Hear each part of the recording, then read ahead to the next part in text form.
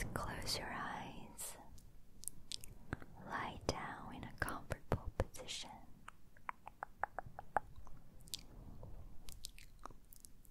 And relax. Relax. Relax. Relax. 今天呢，是我紧急加录的一期，所以我还穿着我的睡衣，希望大家不要介意。然后今天我之所以要加录这一期呢，就是因为我上一期视频发出来以后，看到很多同学都因为自己生病了或者是阳了而感到很焦虑，然后还有一些朋友要考试，所以呢这个身体的情况也会影响到他们的考试。我就希望能录一期视频来通过录视频的这种形式来表达一下我对大家的关心，然后希望能帮助大家睡好觉。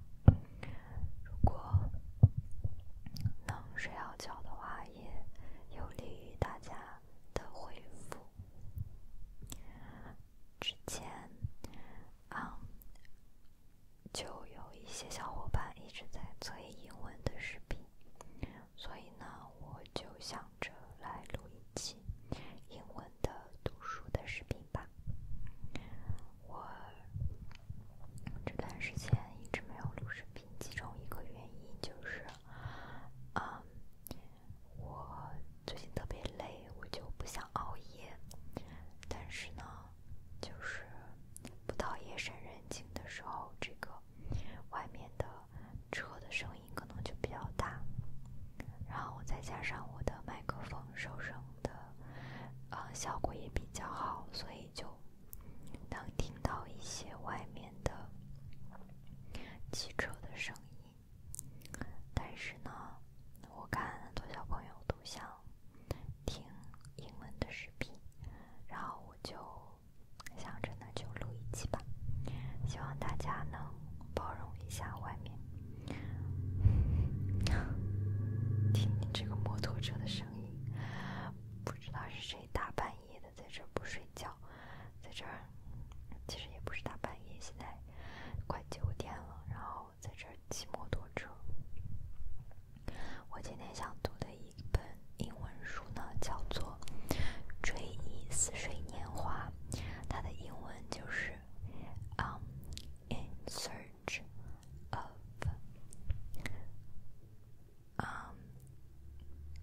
let me have a look. In Search of Lost Time. In Search of Lost Time 是我高中的时候，我记得有一段时间我晚上就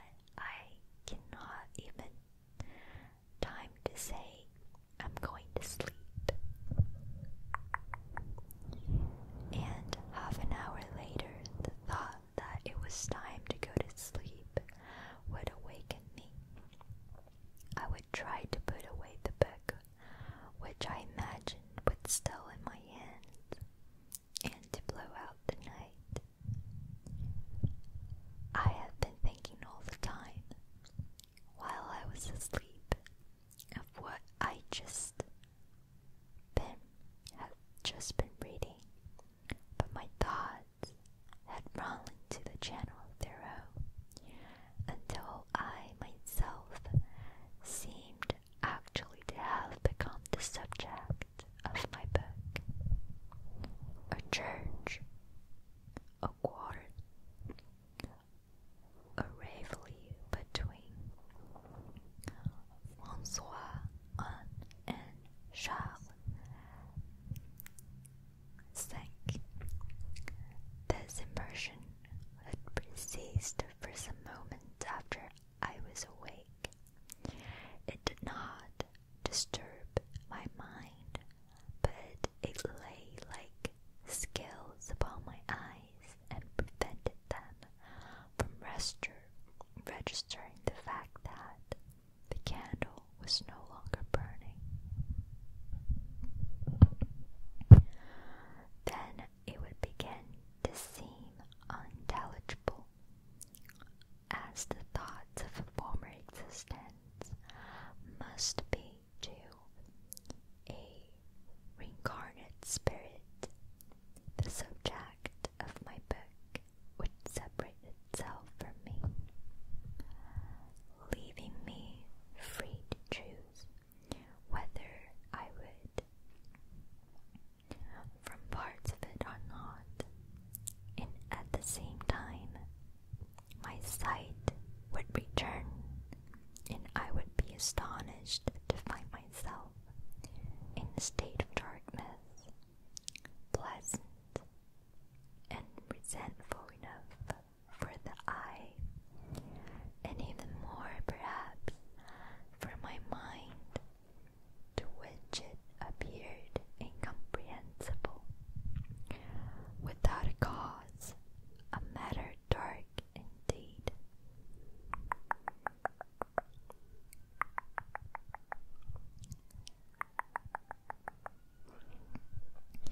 I would ask myself what o'clock it would be. I would hear the whistling of trains, which now nearer and now further off, punctuating the distance like the note of a bird in a forest, showed me in perspective the deserted countryside through which a traveler would be hurrying towards the nearest station, the path that he followed being fixed forever in his memory by the general excitement due to being in a strange place, to do unusual things, to the last words of conversation, to farewells exchanged beneath an unfamiliar lamp, which echoed still in his ears amid the silence of the night, and to the delightful prospect of being once again at home. I would lay my cheeks gently, gently, gently, gently, gently against the comfortable cheeks of my pillow, as plump and below me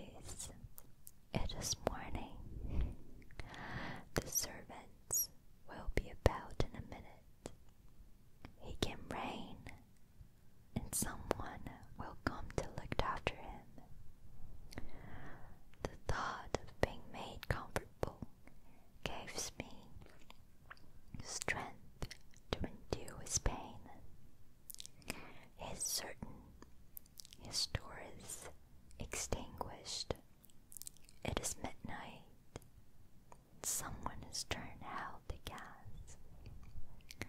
The last servant has gone to bed, and he must lie all night in agony with no one to bring him any help. I would fall asleep, and often I would be awake again for short snatches only, just low enough to hear the regular creaking of the wainscot, or to open my eyes to settle the shifting kaleidoscope of the darkness, to savor in an instantaneous flash of perception the sleep which lay heavy upon the furniture, the room, the whole surrounding of which I formed but an insignificant part, and whose unconsciousness I should ever very soon return to share. Or perhaps, while I was asleep, I had returned without the least effort to an early stage in my life, now ever outgrown, and had come under the trial of one of my childish terrors, such as that old terror of my great uncle's pulling my curls, which was effectually dispelled on that day. The dawn of a new era to me, on which they were finally cropped from my head. I had forgotten that event during my sleep. I remember it again immediately. I had succeeded in making myself wake up to escape my great uncle's fingers. Still, as a matter of precaution, I would bury the whole of my head in the pillow before returning to the world of dreams. Sometimes, too, just as Eve was created from a rib of Adam, so a woman would come into existence while I was sleeping, conceiving from some strain in the position of my limbs, formed by the appetite that I was at the point of gratifying. She it was, I imagined, who offered me that gratification, my body, conscious that its own warmth was permeating hers, would strive to become one with her, and I would awake. The rest of humanity seemed very remote in comparison with this woman, whose company I had left but a moment ago. My cheek was still warm with her kiss, my body bent beneath the weight of hers. If, as would sometimes happen, she had the appearance of some women whom I had known in waking hours, I would abandon myself altogether to the slow request of her, like people who set out on a journey to see with their own eyes some cities that they have always longed to visit, and imagine that they can taste in reality that has charmed their fancy, and then gradually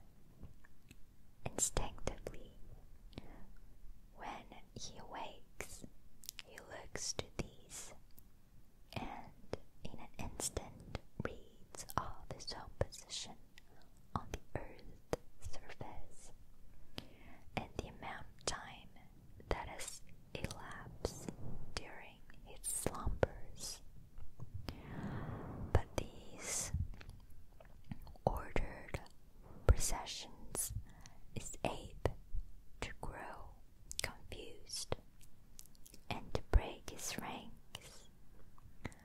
Suppose that towards morning, after a night of insomnia, sleep descends upon him while he is reading in quite a different position from that in which he normally goes to sleep.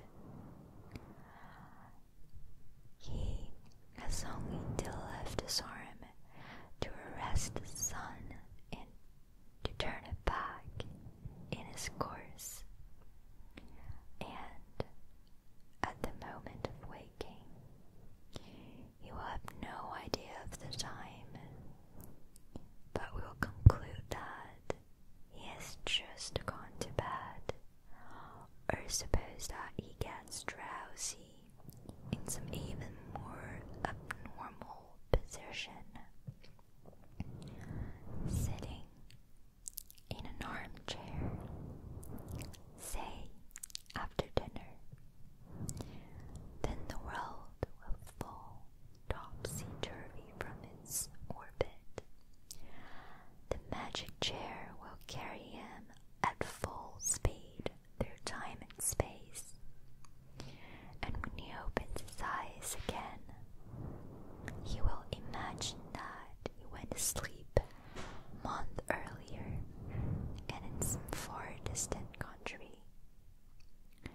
But for me, it was enough if in my own bed my sleep was so heavy as completely to relax my consciousness.